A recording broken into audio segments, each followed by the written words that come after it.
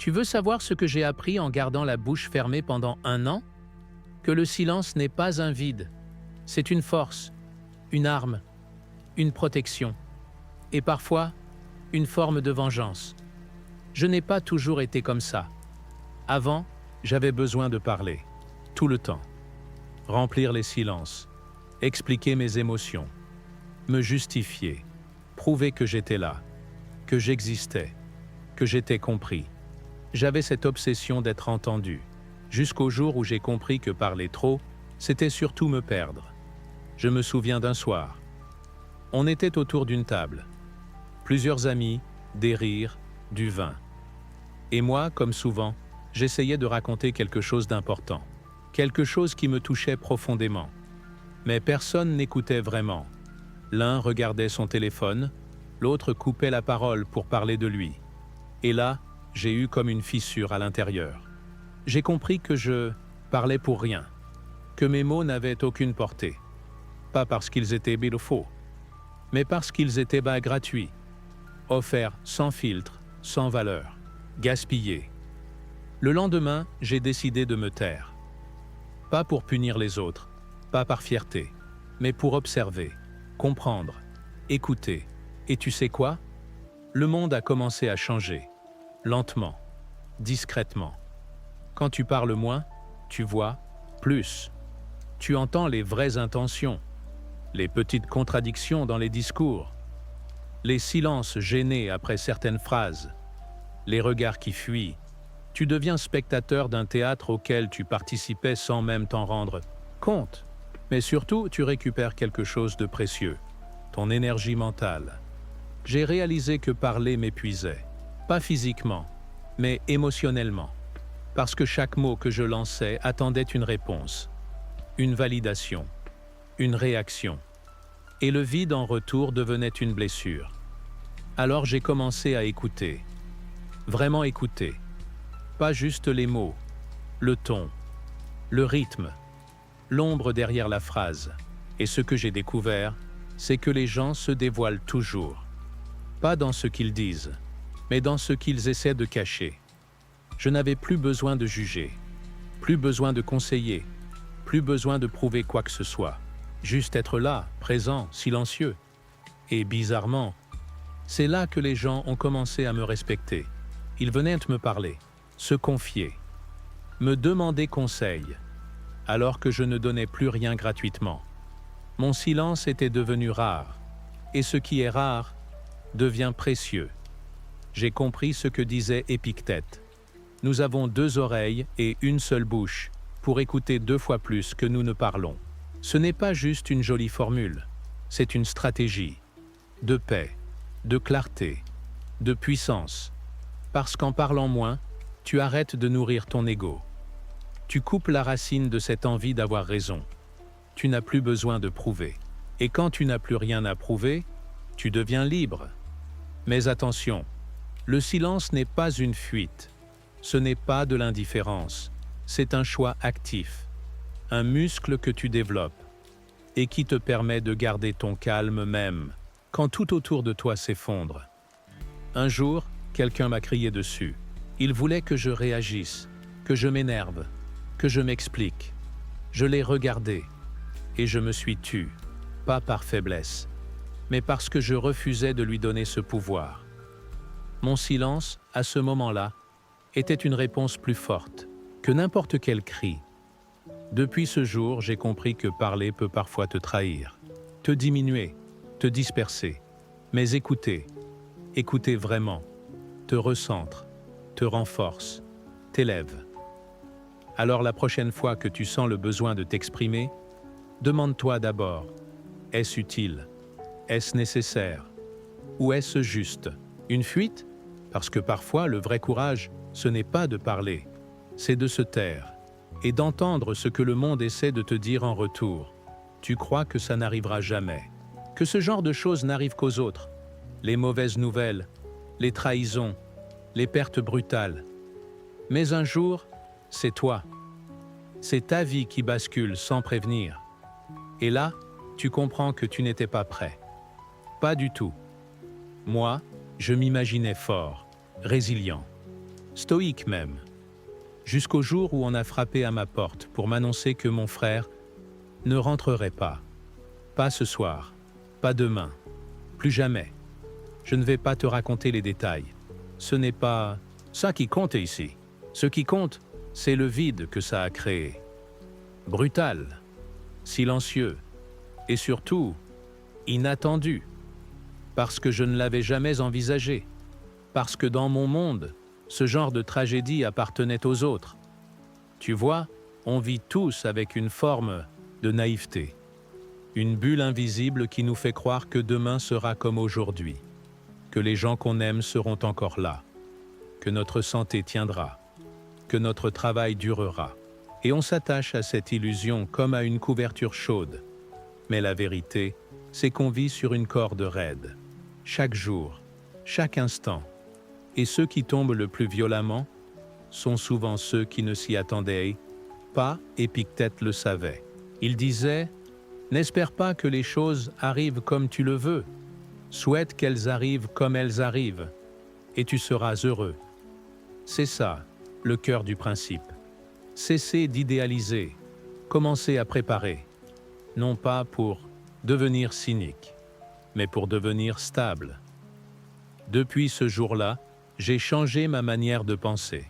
Chaque matin, je prends quelques secondes et je me dis « Aujourd'hui, je peux tout perdre. Ma santé, mon argent, mes proches. Je n'en fais pas une obsession. Je n'en fais pas un drame. J'en fais une lucidité. Et cette lucidité, elle ne m'affaiblit pas. Elle me rend vivant. Parce que quand tu t'attends au pire, tu apprécies le moindre rayon de paix. Tu ne le prends plus pour acquis. Tu le savoures, comme un miracle temporaire. Parce que c'est exactement ce que c'est. Et surtout, tu deviens plus fort. Tu ne réagis plus comme une victime. Tu ne cries plus à l'injustice. Tu acceptes ce que la vie te met devant. Parce que tu l'avais anticipé. Parce que tu l'avais accueilli mentalement avant même qu'il n'arrive. Et tu sais ce que ça change? Tout. Quand une mauvaise nouvelle arrive, tu ne t'effondres pas. Tu ajustes, tu pivotes, tu encaisses et tu avances. Pas parce que tu es insensible, mais parce que tu es prêt. Les gens pensent que s'attendre au pire, c'est attirer le malheur. Non, c'est s'armer contre lui. C'est construire un esprit qui ne dépend plus de la météo du monde extérieur. C'est comme si tu vivais en bord de mer. Les autres profitent du soleil sans penser à la tempête. Toi, tu construis une digue pendant qu'il fait beau. Tu renforces ta maison. Tu stockes ce qu'il faut. Et quand le ciel s'assombrit, tu es prêt. Ce n'est pas un défaut, c'est de la sagesse.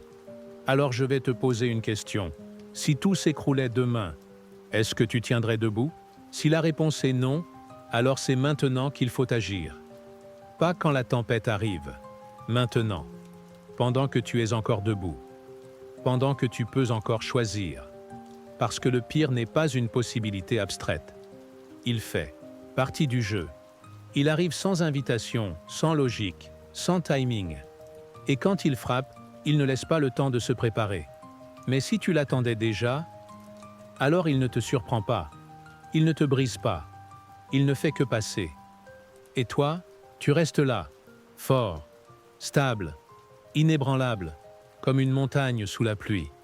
Tu veux progresser. Tu veux réussir. Tu veux maîtriser quelque chose.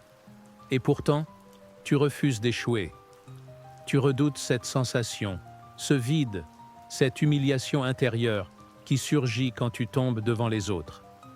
Tu veux grandir, sans te salir, avancer, sans trébucher.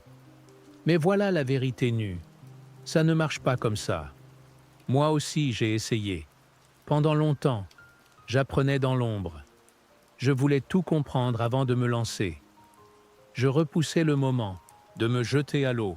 J'avais peur qu'on me voie faillir, peur qu'on me juge, peur de perdre une image que j'avais moi-même inventée.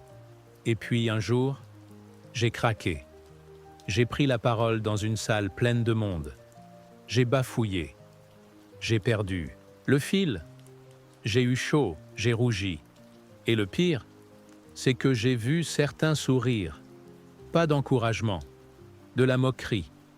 Et pourtant, tu sais quoi? J'ai survécu. Et mieux encore, j'ai recommencé. Encore. Et encore. Jusqu'à ce que mon trac devienne confiance. Jusqu'à ce que mon ridicule d'hier devienne ma maîtrise d'aujourd'hui.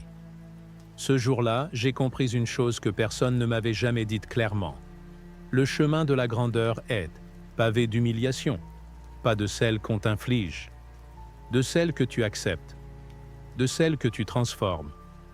Épictète disait, « Si tu veux être bon dans quelque chose, commence par accepter d'être mauvais. » Ce n'est pas juste une idée philosophique, c'est une loi du réel, une loi du sang.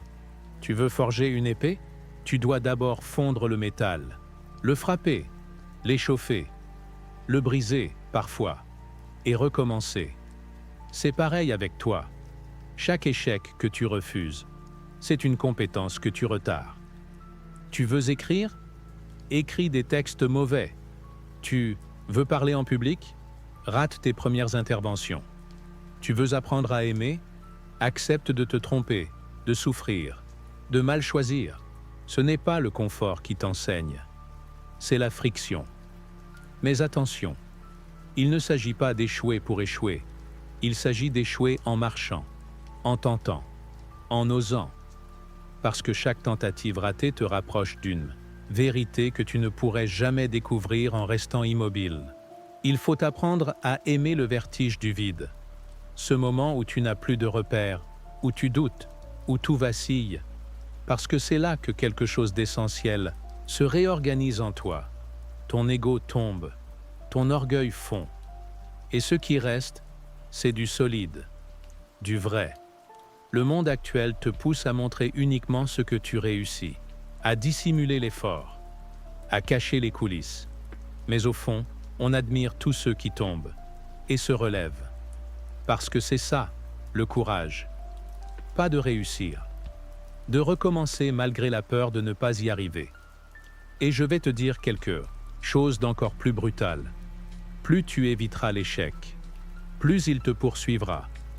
Il est comme une bête que tu ignores.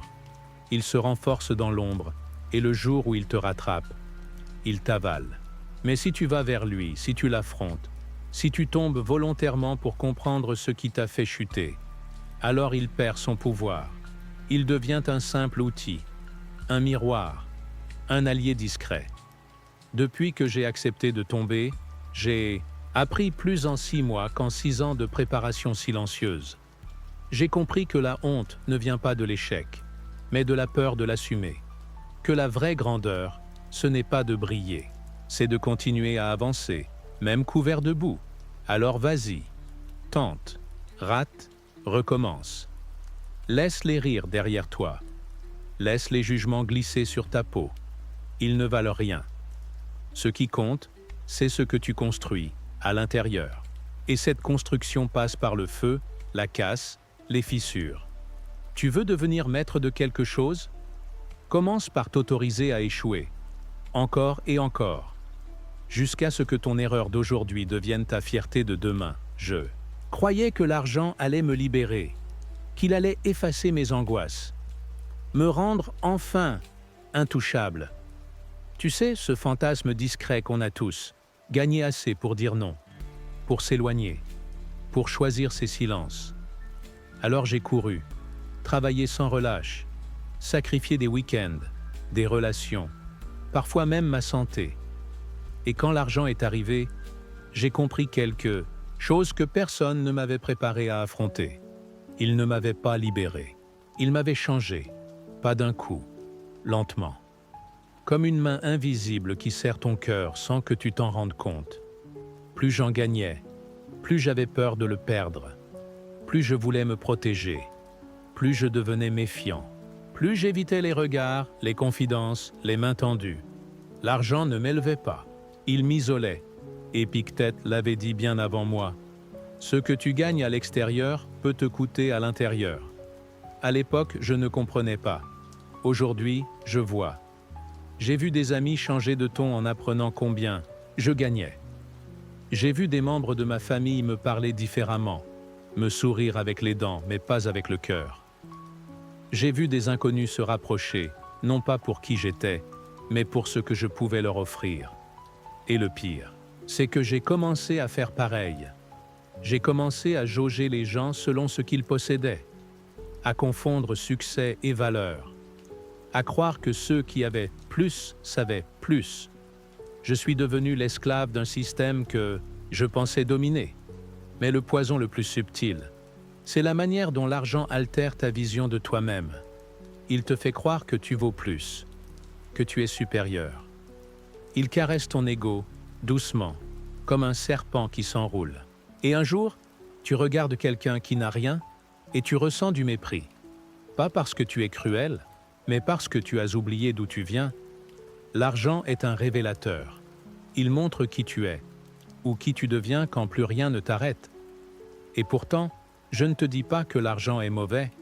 Non, je te dis qu'il est dangereux. Comme un feu, il peut réchauffer, éclairer, nourrir. Mais il peut aussi brûler, aveugler, consumer. Tout dépend de la distance que tu gardes. Tout dépend de ce que tu refuses de sacrifier pour le garder. J'ai vu des gens pauvres être riches, de cœur, et des gens riches mourir seuls. J'ai vu des hommes simples marcher droit, pendant que des puissants courbèrent l'échine devant leur propre avidité. Alors aujourd'hui, je choisis. Je prends ce qui me suffit, et je me détache du reste. Je ne veux plus que mes possessions me possèdent. Je ne veux plus qu'un chiffre sur un compte dicte ma paix intérieure. Je préfère vivre sobre, mais libre, incompris, mais intact. Si tu poursuis la fortune, fais-le les yeux ouverts. Pose-toi cette question, la seule qui vaille vraiment. Ce que je gagne, vaut-il ce que je perds? Parce que parfois, ce n'est pas ton compte bancaire qui gonfle, c'est ton vide intérieur. Et ce vide, aucun salaire ne pourra jamais le remplir. J'avais tout misé sur ça. Ce projet, cette idée, ce rêve que je portais comme une armure et comme une prison. Chaque jour, je me réveillais avec lui. Chaque nuit, je m'endormais avec lui. Je pensais que le sens de ma vie dépendait de sa réussite, que tout ce que j'étais, tout ce que je valais, se résumait à ce moment qui, un jour, allait enfin se produire. Et puis, il n'est jamais arrivé. Le projet a échoué.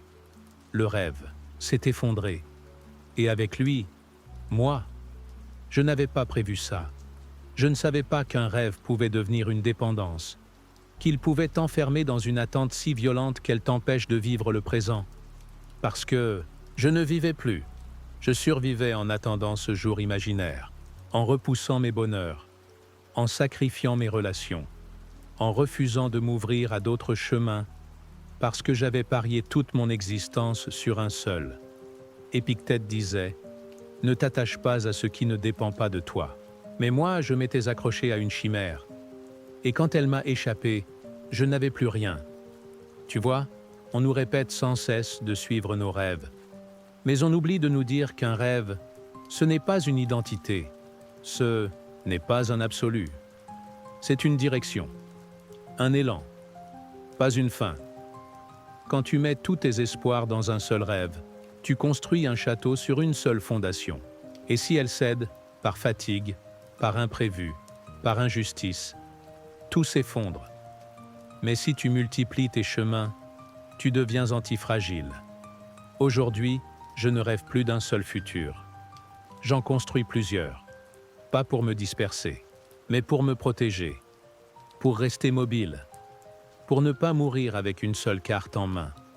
J'ai appris à aimer l'inattendu, à voir les détours non pas comme des échecs, mais comme des opportunités cachées. Parce que la vie n'est pas un plan, c'est un mouvement. Et ceux qui refusent de bouger finissent broyés. Tu veux savoir ce qui est pire que l'échec d'un rêve? Le refus de rêver à nouveau. Alors je me suis relevé, j'ai regardé autour de moi, et j'ai vu d'autres possibles, d'autres passions que j'avais négligées, d'autres talents que je n'avais jamais explorés, d'autres façons d'exister, plus vastes, plus souples, plus vraies. Ce jour-là, j'ai compris que ma chute n'était pas une fin, c'était une ouverture. Depuis, je vis avec moins de certitude, mais plus de paix. Je sème plusieurs graines. Je trace plusieurs routes. Je m'autorise à changer, à réinventer, à être plusieurs choses, au lieu d'une seule obsession. Parce que la vraie liberté, ce n'est pas d'atteindre un but, c'est de ne pas s'écrouler quand il disparaît. Alors si tu portes un rêve en toi, protège-le, mais ne t'y accroche pas comme à une bouée. N'oublie pas que ce rêve est une partie de toi, pas ton tout. Et si un jour il meurt, laisse-le partir. Pleure s'il le faut, mais surtout, relève-toi. Parce que tant que tu respires, tu peux recommencer. Et tant que tu es en mouvement, rien n'est vraiment perdu. On vit comme si on avait le temps, comme si demain était un droit, pas une hypothèse. On repousse, on remet, on attend. Parce qu'on croit, au fond, que la mort, c'est pour plus tard. Pour les autres, pour les vieux, pour les malades. Pas pour nous, pas maintenant. Moi aussi, je pensais comme ça, jusqu'au jour où j'ai vu quelqu'un partir. Sans signe, sans préavis. Juste partir. Une minute là, l'autre minute, plus rien. Et tout ce qu'il avait prévu, les projets, les discussions en attente, les messages non envoyés, évaporés. Comme si ça n'avait jamais existé. Ce jour-là, j'ai senti quelque chose changer en moi. Comme une fracture invisible, un basculement silencieux, une lucidité. Brutale, Épictète disait « Rappelle-toi que tu es mortel. » Pas pour nous faire peur, pas pour nous paralyser, mais pour nous réveiller, pour nous ancrer. Parce que quand tu te souviens de ta fin, tu reviens à l'essentiel. Tu parles avec plus de présence. Tu aimes avec plus d'intensité. Tu pardonnes plus vite. Tu perds moins de temps dans les querelles absurdes, les jugements faciles, les masques sociaux. Tu comprends que chaque instant est une miette précieuse et qu'un jour, cette miette sera la dernière.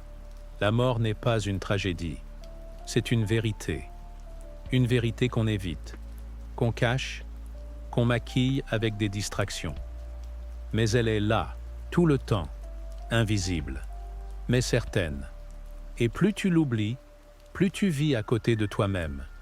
Tu crois avoir le temps d'aimer plus tard, de créer plus tard, de changer plus tard. Mais plus tard n'existe pas. Il n'y a que maintenant. Et ce maintenant t'échappe déjà, seconde après seconde. Depuis ce jour, j'ai changé ma manière de vivre. Je ne cherche plus à remplir ma vie. Je cherche à la rendre dense. Je n'accumule plus. J'épure. Je simplifie.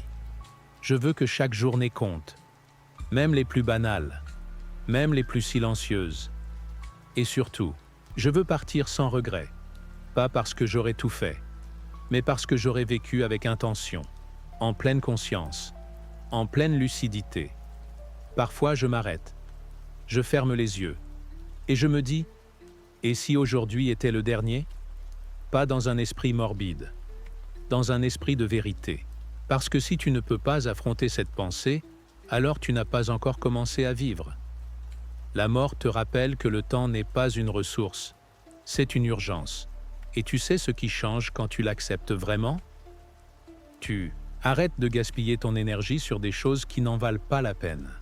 Tu arrêtes de courir après l'approbation des autres. Tu arrêtes de vivre dans le brouillard de l'attente. Tu deviens présent. Vraiment. Alors, rappelle-toi, ce chemin que tu marches chaque jour, il a une fin. Et tu ne sais pas quand elle viendra. Mais tu peux choisir comment tu marches. Tu peux choisir de ne pas t'endormir vivant. Parce qu'à la fin, ce ne sera pas ce que tu as accumulé qui comptera.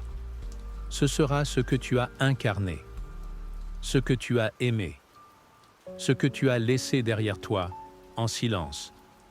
Et si aujourd'hui était ton dernier jour, est-ce que tu serais prêt à partir en paix? J'ai connu des gens qui avaient tout, la maison, les voyages, les montres hors de prix. Et pourtant, chaque fois que je les retrouvais, il y avait cette ombre dans leurs yeux. Un vide, un soupir, discret quand le silence revenait. Comme si Malgré tout ce qu'ils possédaient, quelque chose manquait encore. Et puis j'ai connu l'inverse, des personnes simples, sans luxe, sans grande histoire à raconter, mais avec cette lumière tranquille dans le regard, cette paix qui ne cherche pas à briller, cette joie douce, presque silencieuse, mais profondément réelle. Et c'est là que j'ai compris. La richesse, ce n'est pas ce que tu as, c'est ce que tu ressens pour ce que tu as déjà. On croit que la gratitude est une émotion douce, presque naïve. En réalité, c'est une discipline, une force mentale, une révolution intérieure, parce qu'elle te pousse à regarder différemment, à voir la lumière dans ce que tu tenais pour acquis, à transformer l'ordinaire en trésor. Épictète disait « Ce n'est pas l'homme qui a peu, mais celui qui désire toujours plus, qui est pauvre. » Et cette phrase m'a frappé comme une vérité brutale, parce que j'étais ce pauvre riche, toujours à courir après ce qui me manquait, jamais à contempler ce que j'avais. Tu veux savoir ce qui m'a sauvé? Une habitude, un petit geste. Chaque matin, avant de toucher à mon téléphone, avant même de sortir du lit, je me force à nommer 3 choses pour lesquelles je suis reconnaissant. 3, pas plus, mais je le fais vraiment. Lentement, sincèrement. Au début, c'était mécanique, forcé, presque ridicule. Et puis, quelque chose a changé. Mon regard s'est affiné, mon cœur s'est adouci, ma tension intérieure s'est apaisée. Je ne me levais plus avec le manque, je me levais avec l'abondance. Et peu à peu, cette habitude a contaminé mes journées. J'ai commencé à remarquer la chaleur du soleil sur ma peau, le goût simple d'un café, le rire d'un ami, le silence d'un soir, toutes ces choses invisibles quand tu ne cherches que ce que tu n'as pas. Et tu sais ce qui est fou? Plus je me suis senti riche intérieurement, plus les choses extérieures sont venues naturellement, non pas parce que je les poursuivais, mais parce que je n'en étais plus dépendant. Le paradoxe, c'est que le vrai détachement attire ce que tu cherchais en t'agitant, parce qu'il n'est plus motivé par le vide. Il est nourri par la plénitude. Alors non, je ne suis pas contre l'ambition. Je suis contre l'oubli. L'oubli de ce qui est déjà là.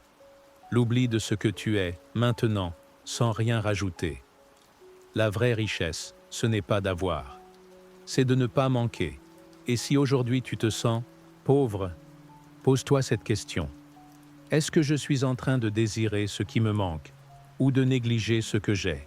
Parce que la paix, la vraie, ne viendra jamais d'un prochain achat, d'un prochain objectif. Elle vient du silence intérieur qui murmure « Je suis bien ici, maintenant ». Et ce silence, personne ne peut te l'enlever. Il y a eu un temps où je croyais tout savoir, pas consciemment, mais dans ma posture, dans ma façon d'écouter à moitié, de hausser un sourcil quand on me contredisait, de répondre avant même que l'autre ait fini de parler. Je n'étais pas arrogant, j'étais fermé. Et le pire, c'est que je croyais être ouvert. Parce que j'avais lu des livres, parce que j'avais vécu des choses, parce que j'avais compris la vie, comme on dit. Et puis un jour, j'ai croisé quelqu'un qui ne parlait presque pas. Un homme plus âgé, silencieux, d'un calme dérangeant. Je lui ai parlé comme j'avais l'habitude de parler, en exposant, en expliquant, en déroulant mes certitudes comme un professeur devant un tableau. Il m'a juste regardé, longtemps, et puis il a dit une phrase, une seule. Tu écoutes pour répondre, pas pour apprendre. Cette phrase m'a giflé, pas parce qu'elle était dure, parce qu'elle était vraie. Ce jour-là, j'ai compris que l'humilité, ce n'est pas se rabaisser, c'est faire de la place, c'est admettre qu'on ne sait pas tout, qu'on voit la vie à travers un prisme, et que ce prisme est déformé par nos blessures, nos croyances, notre histoire. Épictète disait « Il est impossible d'apprendre ce que l'on croit déjà savoir ». Et cette phrase est devenue mon garde-fou. Parce que quand tu crois déjà savoir, tu n'écoutes plus. Tu filtres, tu analyses, tu confirmes, mais tu n'apprends plus. Tu tournes en rond dans ton propre monde. Et tôt ou tard, ce monde se referme sur toi. L'humilité, c'est accepter d'être un élève, même à 40 ans, même quand on te prend pour un modèle. C'est savoir dire « je ne sais pas », c'est tendre l'oreille avec un vrai silence intérieur. Pas celui qui attend de reprendre la parole, celui qui veut comprendre. Depuis ce jour, j'ai commencé à poser plus de questions, à écouter les gens comme si chacun détenait un fragment de vérité que je n'avais pas encore vu, même ceux que je méprisais inconsciemment, même ceux que j'aurais jugés autrefois trop simples, trop jeunes, trop ignorants. Et tu sais, quoi? Ils m'ont appris des choses que je n'aurais jamais trouvées seul, parce qu'il y a une sagesse dans chaque vécu, un éclairage unique que personne ne peut t'apporter, tant que tu crois déjà tout voir. J'ai aussi redécouvert le plaisir de me tromper, de dire une chose et qu'on me montre que j'ai tort, pas pour être humilié, pour être corrigé, pour être affiné, parce que la vérité, c'est comme une pierre qu'on polit. Elle devient plus nette quand elle frotte contre une autre. Aujourd'hui, je ne cherche plus à avoir raison. Je cherche à être en mouvement, à évoluer, à devenir chaque jour un peu plus conscient de mes angles morts. Et pour ça, il faut être humble. Alors si tu veux apprendre, oublie un instant ce que tu sais. Entre dans chaque conversation, comme si l'autre avait quelque chose à t'offrir. Et tu verras, il y a plus d'or dans une phrase honnête que dans tous les discours savants du monde. Retiens bien ceci. L'orgueil crée des murs. L'humilité ouvre des portes. Et celui qui garde l'esprit d'un élève reste vivant. J'ai passé des années à m'en vouloir, pour ce que j'avais dit, pour ce que je n'avais pas fait, pour les silences, les absences, les erreurs, les choix mal orientés. Et au fond, je croyais que c'était noble, que culpabiliser, c'était une preuve de conscience, une marque d'humanité. Mais j'ai fini par comprendre que c'était un piège, un poison lent, invisible, respecté même, parce qu'on confond souvent culpabilité avec responsabilité. Mais la vérité, c'est que la culpabilité ne te pousse pas à changer. Elle te fige, elle te ligote au passé, elle te fait rejouer en boucle une scène que tu ne pourras jamais réécrire. Et pire encore, elle devient une identité. Tu ne dis plus « j'ai fait une erreur », tu dis « je suis mauvais ». Tu ne dis plus « je regrette », tu dis « je ne mérite pas d'aller mieux ». Et ce glissement est fatal, parce que tu t'enterres vivant dans un rôle que tu crois juste, alors qu'il t'épuise. Épictète disait « ceux qui troublent, les hommes, ce ne sont pas les choses, mais l'opinion qu'ils en ont. » Et la culpabilité, c'est ça, une opinion, une interprétation que tu choisis de nourrir, jour après jour, comme une bête affamée. J'ai connu quelqu'un qui s'en voulait pour un accident, quelque chose qu'il n'avait pas voulu, mais qui avait eu des conséquences. Il a tout fait pour réparer. Il a demandé pardon, il a changé, et pourtant, il n'arrivait pas à se libérer. Il dormait mal, il se punissait inconsciemment. Il sabotait chaque moment de bonheur comme s'il ne le méritait pas. Et tu sais ce que ça a fait? Rien de bon, ni pour lui ni pour les autres. Parce que tant que tu restes coincé dans la culpabilité, tu ne peux pas offrir le meilleur de toi-même. Tu portes une armure lourde, faite de « si seulement » et de « j'aurais dû ». Mais il y a un autre chemin. Un jour, j'ai compris que la seule façon de transformer une erreur, c'est l'action. Pas la rumination, pas l'auto-flagellation. L'action réelle, concrète, qui ne regarde pas en arrière, mais qui agit ici et maintenant. Tu as blessé quelqu'un? Va vers lui, parle-lui. Si c'est trop tard, aide quelqu'un d'autre. Crée du bien. Laisse une trace opposée à celle que tu as laissée hier. Pas pour effacer, mais pour équilibrer. Parce que le passé ne se modifie pas. Mais le présent, lui, est encore entre tes mains. Et il y a une chose que j'ai dû apprendre à faire, et que toi aussi tu devras peut-être affronter un jour, te pardonner, pas pour t'absoudre, mais pour avancer. Se pardonner, ce n'est pas se trouver des excuses. C'est reconnaître qu'on a fait du mal, oui, mais qu'on refuse de rester figé là-dedans. C'est dire, je ne suis pas que cette faute, je suis aussi ce que je vais faire maintenant. La culpabilité, laissée sans réponse, devient un poison. Mais transformée en énergie, elle devient du carburant. Elle peut te rendre meilleur, plus juste, plus vrai. Alors ne reste pas dans cette pièce sombre. Ouvre la porte, respire, agis et surtout, apprends. Parce que ce n'est pas en t'enfermant que tu deviendras digne. C'est en t'élevant. Tu peux faire tout ce qu'il faut. Lire les bons livres, changer tes habitudes, appliquer les meilleurs principes. Mais si ton entourage te tire vers le bas, tôt ou tard, tu couleras avec eux. Je l'ai vécu, lentement, insidieusement. Je ne m'en rendais pas compte au début. Je riais avec eux. Je sortais avec eux. Je partageais mes idées, mes projets. Mais chaque fois, quelque chose se cassait. Un doute glissé dans une phrase anodine. Une moquerie maquillée en humour. Une remarque qui semblait bienveillante, mais qui affaiblissait ma confiance. Et puis un jour, j'ai regardé autour de moi. Et j'ai vu que j'étais le seul à vouloir changer. Le seul à lire. Le seul à rêver plus loin. Et eux, ils me regardaient comme si j'étais devenu étranger. Comme si mon évolution était une trahison. Ce jour-là, j'ai compris que tu deviens la moyenne des personnes que tu fréquentes. Pas juste dans tes paroles, dans ton ambition, ton énergie, ton niveau d'exigence, ta vision du monde. Si tu marches avec des gens qui se plaignent, tu finiras par te plaindre.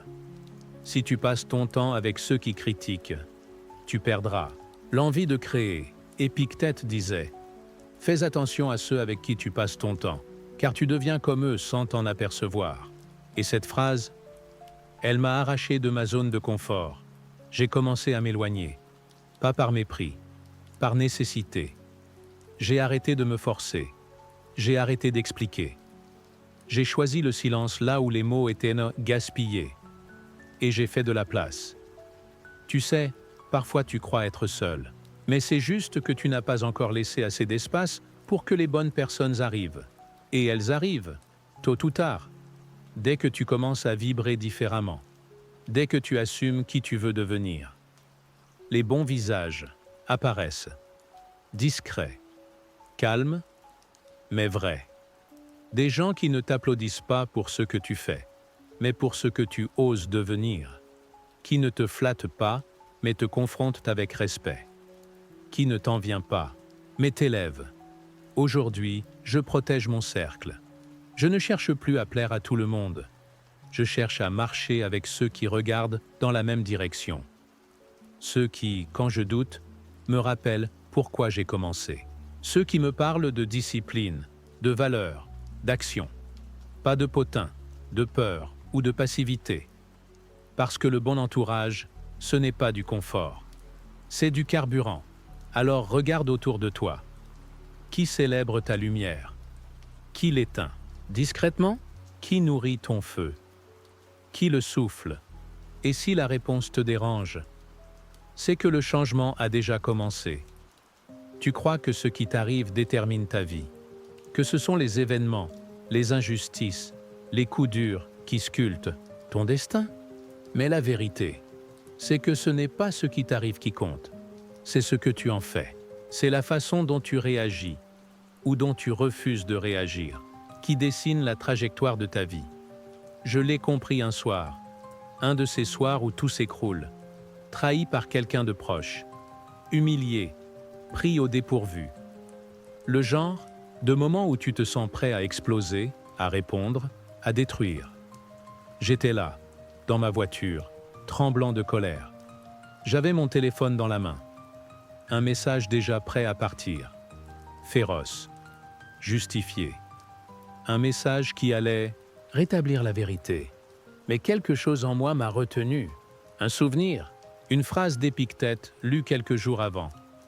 Ce n'est pas l'insulte qui te blesse, c'est ton jugement sur cette insulte. Alors j'ai éteint l'écran. Je suis resté là, dans le silence. Et j'ai choisi de ne pas répondre. Ce n'était pas une fuite, c'était une maîtrise. Parce que ce que je ne disais pas me protégeait. Parce que parfois, ne pas réagir, c'est affirmer une force que l'autre ne pourra jamais atteindre. Depuis ce soir-là, ma vie a changé. Tu ne contrôles pas ce que les autres font, pas ce qu'ils pensent, ni ce qu'ils disent. Mais tu contrôles ta réponse. Tu contrôles ton énergie. Tu contrôles le moment où tu choisis de garder ta paix ou de la sacrifier pour une bataille inutile. Et plus tu avances, plus tu comprends que chaque réaction est une graine. Une graine qui peut faire pousser une guerre, ou la paix, la confiance, ou le chaos. Et que ces graines-là finissent par te construire, ou te détruire. Aujourd'hui, quand quelque chose me dérange, je prends un instant. Je respire. Je me demande, est-ce que cette réaction va me rapprocher de qui je veux devenir? Ou est-ce qu'elle va me ramener vers ce que j'essaie de quitter? C'est une boussole, simple, mais puissante. Parce que ce qui fait un homme fort, ce n'est pas sa capacité à frapper. C'est sa capacité à se retenir, à choisir ses combats, à répondre avec hauteur ou à ne pas répondre du tout. Pas pour être faible, pour rester souverain. Tu veux changer ton destin? Commence par changer tes réactions. Pas demain, maintenant. La prochaine fois qu'on t'agresse, la prochaine fois qu'on te provoque, la prochaine fois que la vie te défie. Retiens-toi, observe, réponds avec conscience, ou choisis le silence comme une épée invisible. Parce que ta réaction n'est pas juste un reflet de toi-même, elle est une création. Elle sculpte ton futur. Elle devient ton héritage. Et plus tu choisis avec sagesse, plus tu deviens libre. Il y a des jours où tu fais tout ce qu'il faut. Tu donnes, tu travailles, tu aides, tu agis avec droiture. Et pourtant, personne ne voit. Personne ne dit merci. Personne ne remarque. Et tu ressens cette frustration sourde, ce sentiment d'injustice, comme si tes efforts étaient invisibles, comme si ta valeur dépendait du regard des autres. Je connais ce vide. Je l'ai ressenti après avoir passé des mois sur un projet, à me lever tôt, à faire les choses bien, à repousser mes limites. Et quand c'était terminé, silence. Pas de reconnaissance, pas de retour, pas de regard fier. Juste un néant glacial. J'ai douté. Je me suis demandé, à quoi bon? Pourquoi continuer à donner si personne ne le voit? Et puis, je suis tombé sur cette phrase. Elle m'a retourné. Épictète disait « Ne cherche pas à briller, mais à être ». Et j'ai compris. Le devoir, le vrai, ne demande pas d'écho. Il ne cherche pas l'applaudissement. Il est silencieux, constant, désintéressé, comme le soleil qui se lève chaque matin. Il ne s'attarde pas sur nos réactions. Il fait ce qu'il a à faire, fidèlement, sans exigence. Depuis ce jour, j'ai changé ma boussole, je n'agis plus pour être vu. J'agis parce que c'est juste, parce que ça m'aligne avec mes valeurs, parce que c'est ma responsabilité, même si personne ne le remarque, même si personne ne le récompense. Et, tu sais quoi? Il y a une forme de paix là-dedans, une paix étrange, solide, indépendante. Quand tu fais les choses sans rien attendre en retour, tu ne peux plus être déçu. Tu redeviens maître de ton axe. Tu reprends possession de ton intégrité. Il y a une noblesse discrète à accomplir ton devoir dans l'ombre, à soutenir le monde là où il craque, sans chercher à être applaudi. Parce qu'à la fin, l'applaudissement est une illusion. Il ne dure jamais. Il ne nourrit pas. Il crée une dépendance. Mais le respect que tu te portes à toi-même, lui, reste. Aujourd'hui, je me lève avec cette phrase en tête. Fais ce qui est juste, même si personne ne regarde. Parce que quelqu'un regarde toujours. Moi, mon reflet, ma conscience. Et c'est à elle que je veux pouvoir répondre sans baisser les yeux. Alors si toi aussi tu agis dans le silence, ne doute pas. Si tu avances sans reconnaissance, ne faiblis pas. Si tu bâtis dans l'ombre, continue. Parce que les fondations ne sont jamais applaudies, Mais sans elle, rien ne tient. Sois ce pilier invisible, ce feu tranquille, ce soleil discret qui revient, jour après jour. La haine est un piège. Elle commence toujours par une blessure. Un mot, un geste, une trahison. Quelqu'un t'a manqué de respect. Quelqu'un t'a humilié. Quelqu'un t'a rejeté. Et en toi, une flamme s'allume. Elle réchauffe d'abord, puis elle brûle. Et un jour, sans t'en rendre compte, tu vis pour cette flamme. Tu ne veux plus juste avancer. Tu veux prouver. Tu veux écraser. Tu veux répondre.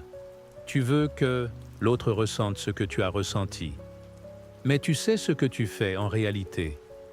Tu construis ta vie autour de lui. Tu t'enchaînes à ce que tu détestes. Tu donnes ton énergie, ta paix, ton attention à celui qui t'a blessé. Épictète disait « Celui qui te met en colère te domine, mais celui qui te pousse à haïr te possède. » Je l'ai vécu. J'ai nourri une rancune pendant des mois. Je pensais à lui en me couchant. Je rejouais la scène 100 fois dans ma tête. Je m'imaginais quoi lui dire, quoi lui répondre.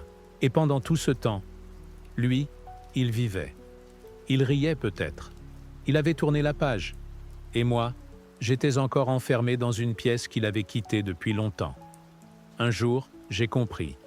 Haïr, c'est continuer une conversation que l'autre a déjà oubliée. Alors j'ai changé de stratégie. Je n'ai pas pardonné, pas tout de suite. Ce n'est pas toujours possible. Mais j'ai retiré mon attention. Je l'ai retiré de mon esprit. J'ai arrêté de parler de lui, de penser à lui, de répondre à son énergie. J'ai repris ma route. Et tu sais ce qui est puissant? Le silence, l'absence de réaction, l'indifférence lucide, pas le mépris, pas l'arrogance, juste ce calme intérieur qui dit « Tu ne mérites plus mon espace mental. Tu veux vraiment dominer ceux qui t'ont voulu du mal? Ne leur donne pas une seconde de ta paix. Ne leur accorde pas le pouvoir de te faire redescendre à leur niveau. Laisse-les dans le bruit. Toi, reste dans la hauteur. Parce que chaque fois que tu réagis, tu t'abaisses. Tu te connectes à leur monde, à leur logique, à leurs faiblesses. Mais quand tu ignores, tu restes libre. Tu avances. Tu deviens ce mystère qu'ils ne peuvent plus atteindre. Certains prendront ton silence pour de la faiblesse. C'est leur problème, pas le tien. Toi, tu sais que la force, la vraie, c'est de ne plus avoir besoin de prouver quoi que ce soit. C'est de garder ton cap, même dans la provocation. Alors retiens bien ceci. Tu ne dois rien à ceux qui ont tenté de t'éteindre. Ni ton temps, ni ton regard, ni ta haine. Ton silence est ta victoire. Ton indifférence est ta hauteur. Ton calme est leur échec. Il fut un temps où je voulais plus, toujours plus, une plus grande maison, une voiture plus neuve, des vêtements qui brillent, des objets rares, des signes visibles que j'avais réussi. Je croyais que c'était ça, la liberté. Avoir accès à tout, pouvoir acheter, montrer, impressionner. Et pendant un moment, je me suis senti puissant. Mais cette puissance avait un coût, subtil, invisible, progressif. Je travaillais plus pour maintenir le rythme. Je stressais plus pour ne pas perdre ce que j'avais acquis. Je m'inquiétais de l'image que je renvoyais, de la comparaison avec ceux qui avaient plus que moi. Et surtout, je ne savourais plus rien, parce que tout devenait normal, automatique, insuffisant. C'est là que j'ai compris. Ce que je possédais avait commencé à me posséder. Épictète disait « Plus tu possèdes, plus tu t'exposes à la peur de perdre ». Et cette phrase, je l'ai sentie jusque dans ma cage thoracique. Parce que chaque objet, chaque luxe, chaque avantage venait avec un poids, un devoir de protection, une tension constante, une peur du manque. Alors j'ai commencé à faire marche arrière. Non pas par pauvreté, par choix, par lucidité. J'ai vendu, j'ai simplifié, j'ai éliminé. Et tu sais ce qui s'est passé? Un espace s'est créé, physiquement, mentalement, spirituellement. J'ai respiré autrement. J'ai marché plus léger. Et j'ai découvert une forme de richesse que je ne connaissais pas. La liberté de ne pas dépendre. La paix de ne rien devoir entretenir. La clarté de ne plus être distrait par des besoins créés artificiellement. La simplicité, ce n'est pas un renoncement. C'est une réclamation, une reconquête de soi.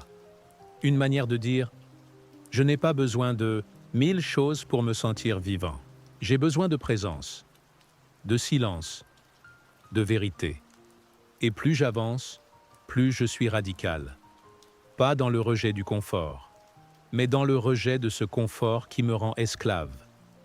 Parce qu'on ne te dit pas ça, mais le luxe te rend vulnérable. Tu crois qu'il te protège, mais il te rend dépendant, à une image, à un revenu, à un système qui ne tient que si tu continues à consommer.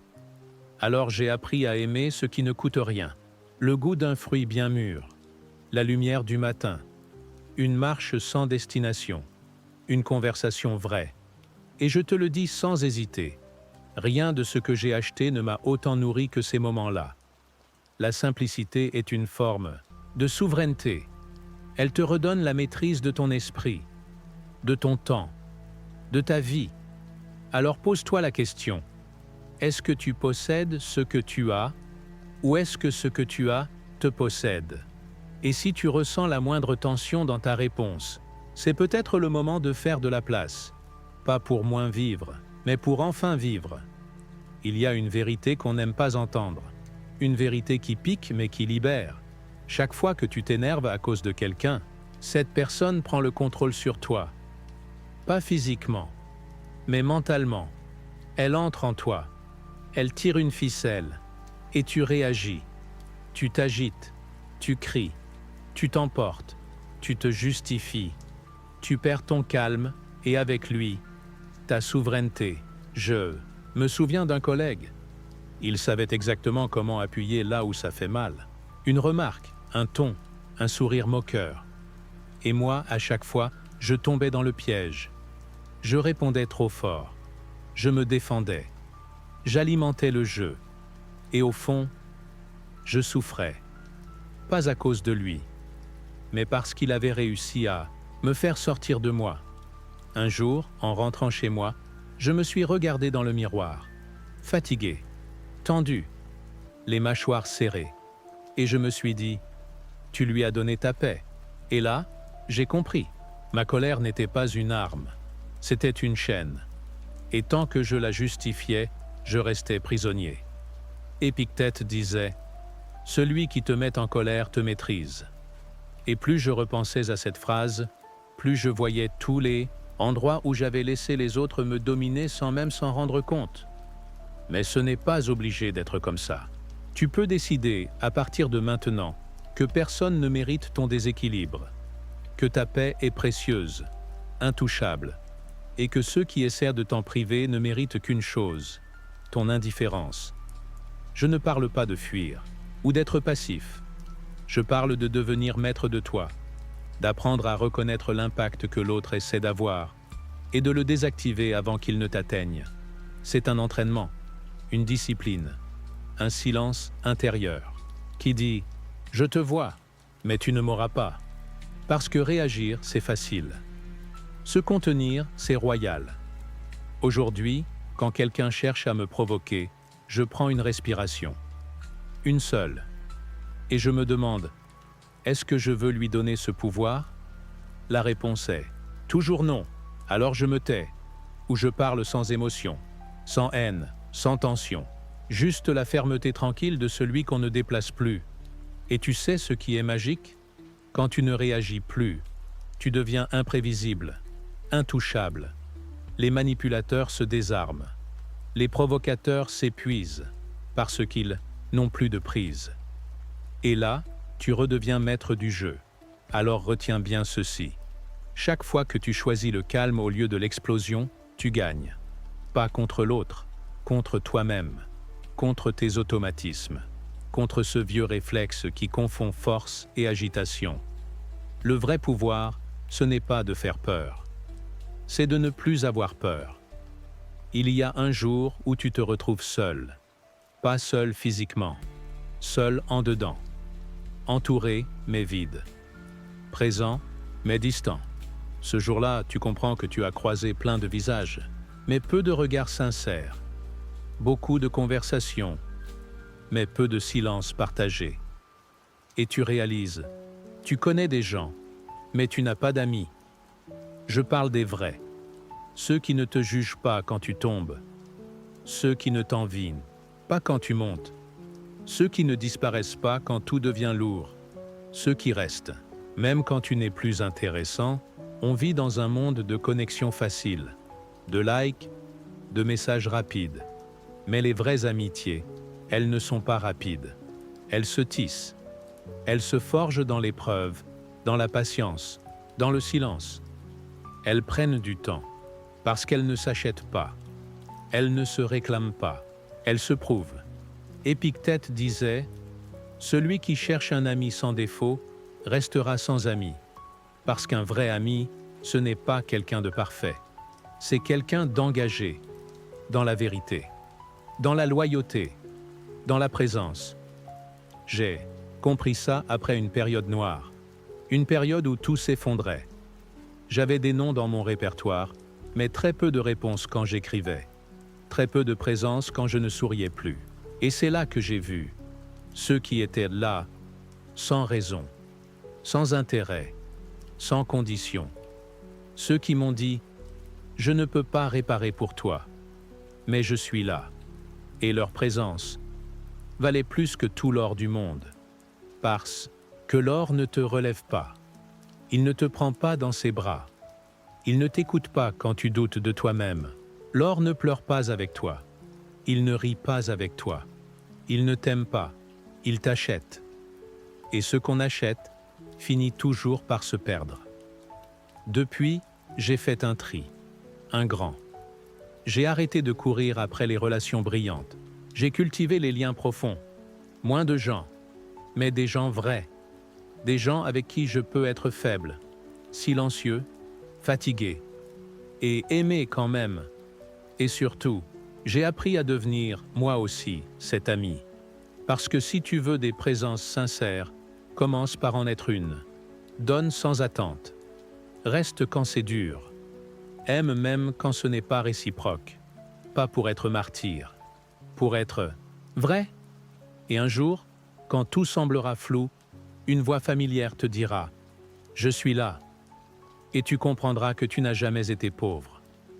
Parce que l'amitié, la vraie, c'est une fortune qu'aucun compte bancaire ne peut contenir. Il y a des choses que tu n'aurais jamais choisies. Des pertes, des ruptures, des humiliations, des retards qui t'ont brisé, des échecs qui t'ont vidé. Et sur le moment, tu t'es dit « Pourquoi moi ? Pourquoi maintenant ?» Tu n'y as vu qu'un mur, une injustice, une chute gratuite, je comprends. Moi aussi j'ai ma liste. Les jours que je préférerais oublier, les douleurs que je croyais inutiles, les détours qui me semblaient absurdes, jusqu'au jour où, en regardant en arrière, j'ai compris. Ce n'était pas un mur, c'était un détour. Ce n'était pas une punition, c'était une formation. Épictète disait « Ce qui t'arrive est ce qu'il te fallait ». C'est une phrase difficile à avaler quand tu es au sol. Mais si tu l'écoutes sans orgueil, elle devient une clé. Parce que la vie ne suit pas ton scénario. Elle suit ton évolution. Et parfois, ce que tu vis n'a pas de sens, sur le moment. Mais avec le temps, tu verras que ce rejet t'a redirigé, que cette douleur t'a rendu plus humble, que cette solitude t'a obligé à te rencontrer. Tout peut t'enseigner si tu choisis d'apprendre. Le secret, c'est le regard. Tu peux voir en tout une malchance, ou tu peux voir un message, pas toujours un sens mystique, mais une opportunité de croissance, de recentrage, de force. Un jour, j'ai perdu quelque chose que je croyais essentiel. J'ai pleuré, hurlé, résisté. Mais au fond, cette perte a fait tomber en moi un personnage, une illusion. Et ce qu'il restait, c'était moi, nu, vrai, conscient. Et pour la première fois depuis longtemps, j'étais libre. Depuis, j'ai adopté une règle. Chaque fois que quelque chose m'arrive, surtout quand c'est dur, je me pose une question. Qu'est-ce que je peux tirer de ça? Pas « pourquoi ça m'arrive ?» Ça, c'est la question de la victime. Non. Comment puis-je me servir de ça? Parce que tout peut nourrir ta grandeur. Même l'injustice. Même la fatigue. Même le chaos.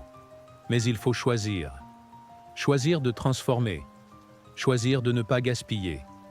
Choisir de voir dans chaque événement une matière brute, que toi seul peux modeler. C'est là que tu deviens sage. Quand tu arrêtes de demander à la vie d'être douce et que tu choisis de devenir solide, alors n'attends pas que la douleur passe pour grandir. Grandis maintenant. Utilise-la. Digère-la. Transmute-la. Et un jour, tu regarderas en arrière et tu diras « Ce moment-là, je croyais qu'il allait me détruire. En fait, il m'a construit. » Tu passes ta vie à essayer de tout gérer.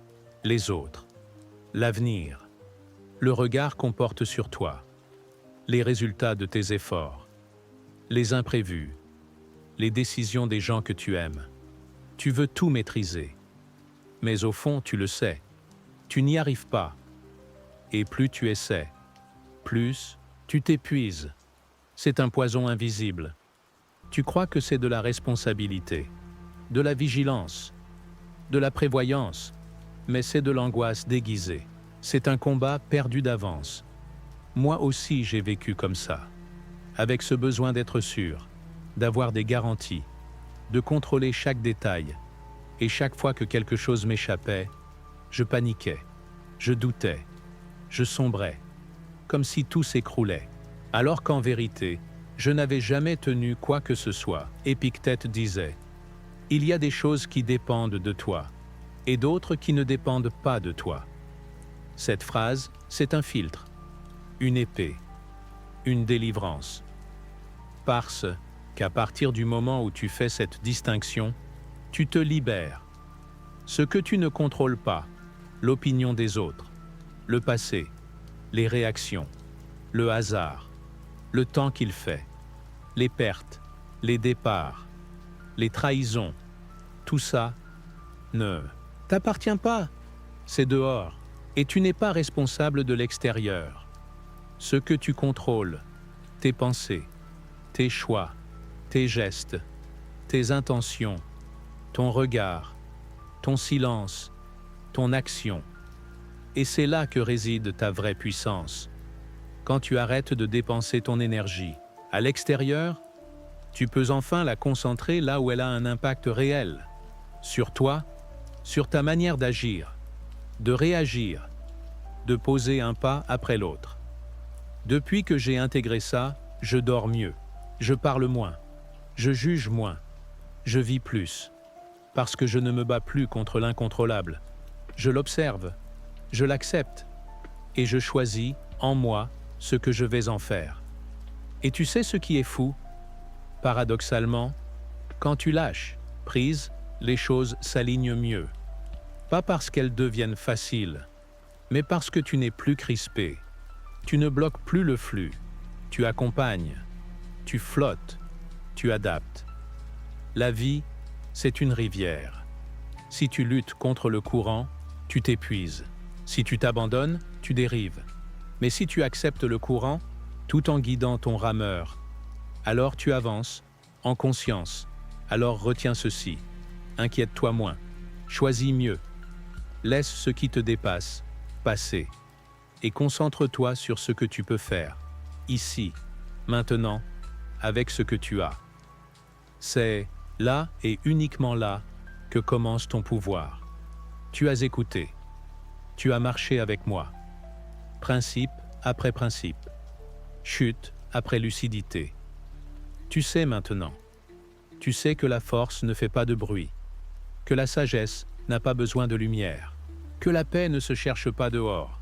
Et surtout, tu sais que tu n'as pas besoin de devenir quelqu'un d'autre.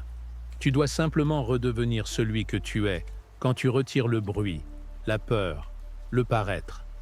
Celui qui n'a rien à prouver, qui avance, même lentement. Qui fait ce qu'il a à faire, sans attendre qu'on l'applaudisse? Qui parle peu, mais pense juste?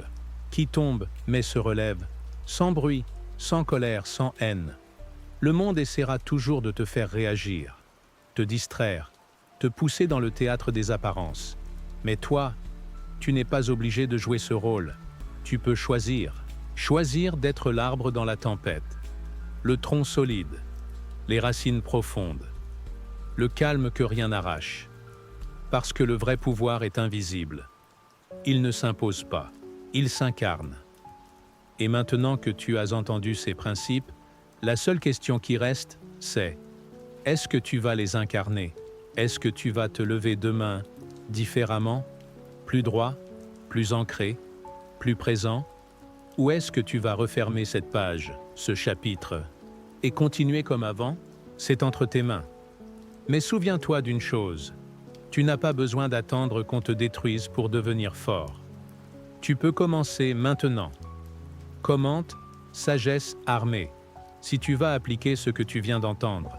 Abonne-toi si tu veux continuer ce chemin intérieur avec moi. Et surtout, reste silencieusement puissant.